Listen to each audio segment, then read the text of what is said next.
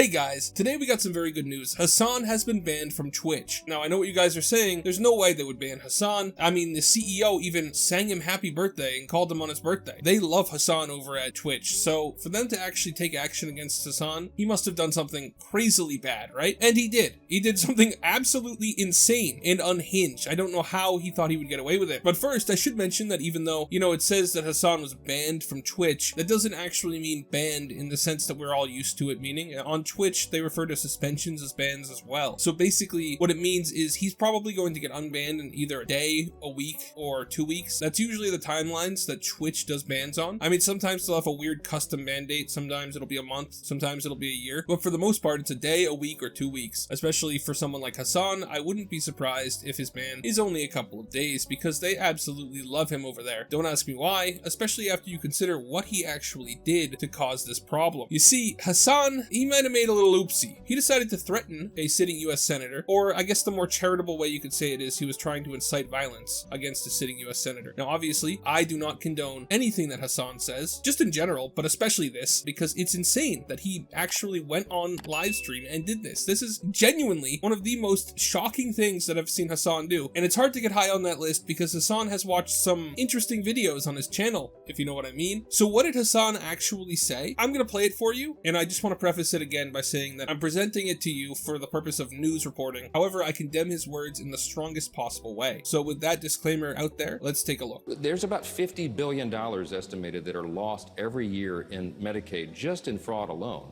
No. If you cared about Medicare fraud or Medicaid fraud, you would kill Rick Scott, okay?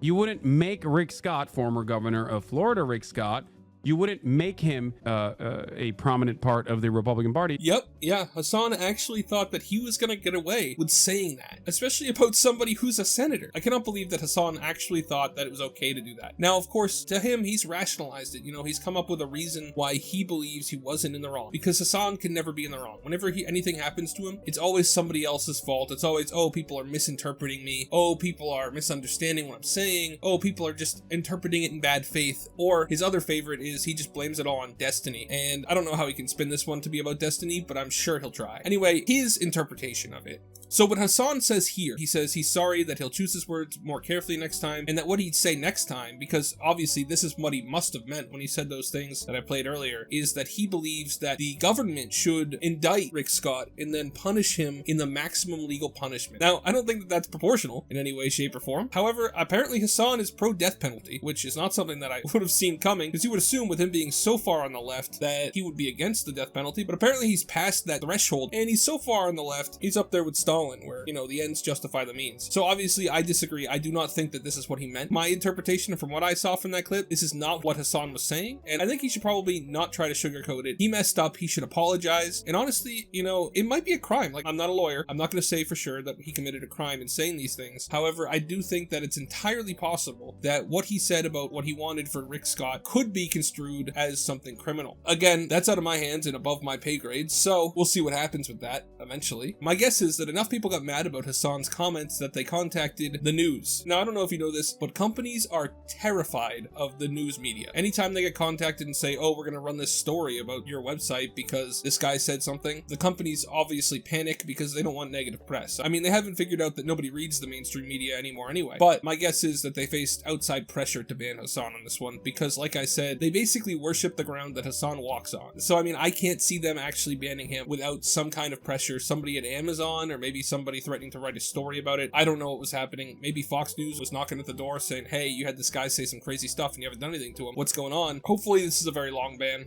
Honestly, it should be permanent. According to Twitch's own TOS, I'm pretty sure that it should be a permanent ban, but that's out of my hands. He did, however, say in response, and I want to address this, he said, big shout out to the right-wing free speech lovers who took time out of their day screaming about DEI and immigrants to cry about this. Now, I just want to point out that Hasan seems to have no understanding about the idea of free speech, because every constitutional right that you have, whether it's enumerated or unenumerated, your rights end where somebody else's begin. So when you do something like this, where you threaten somebody, that is not your right to free speech, because you're making somebody else fear for their safety, which infringes on their rights. You can't infringe on somebody else's rights. When you do so, and then you cry saying, oh, what happened to all the free speech lovers? You just look stupid, because obviously people who have any idea about how free speech has been interpreted in this country and how any constitutional right should be applied would know know that people don't actually think that you should be able to cause somebody to fear for their life. You shouldn't be able to threaten somebody. So anyway, I'm pretty sure that Hasan really isn't as smart as he thinks he is, and I'm glad to finally see a little bit of consequences coming for him. Thank you so much for watching. Remember to like and subscribe. Have a great day, and God bless you.